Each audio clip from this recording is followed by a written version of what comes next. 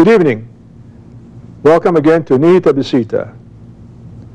They say that every once in a while you ought to slow down and take a look at a few things around you and then get a good gauge of where things are. So tonight what we thought we would do is take a look at an album that we have and just make some comparisons of the way it was and the way it is today. Oh, this scene is so familiar. New York City skyline consists of skyscrapers. Ours is made up of these hotels and businesses that cater to over 1 million tourists a year. The centerpiece is Tumon Bay, a place that has known many triumphs and tragedies throughout Guam's history. This was Tumon just a few years ago. This busy place is right downtown. The marina, the Chamorro village, and the baseball stadium attract a lot of people. It is particularly busy in the evening with people walking, running, talking, and some just gawking. Right after World War II, it was referred to as Baker's Field, in reference to a major baker who was in charge of the site.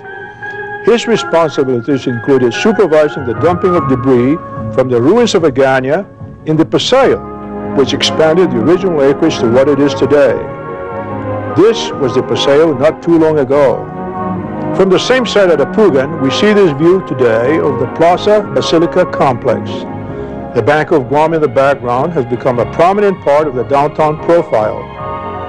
My album has this picture of the same area.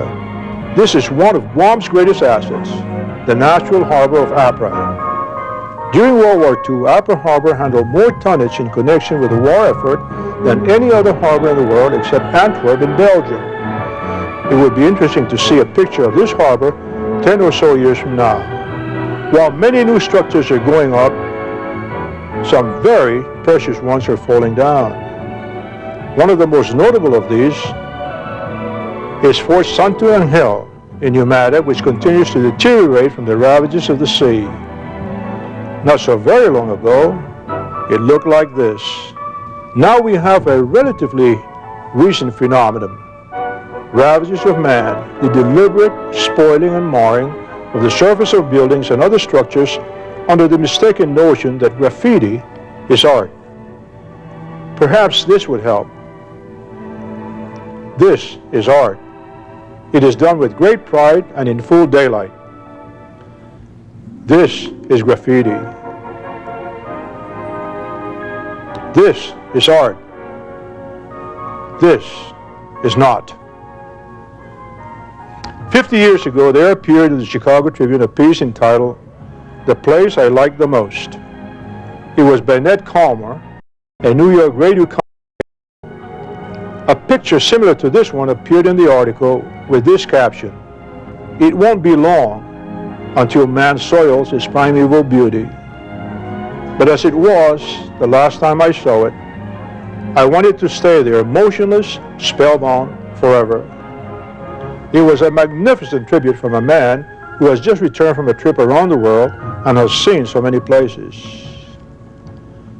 For us today, the challenge is balance and harmony. Against all odds, nature does it, as evidenced in this series of pictures from our seashore. A few days ago, I spotted a beautiful white bird, grabbed my camera and took a shot.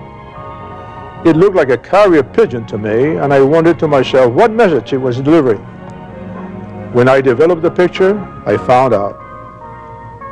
Protege ibuniton islata. Protect the beauty of our island. And what did I say when I saw the message? I said 3 little words.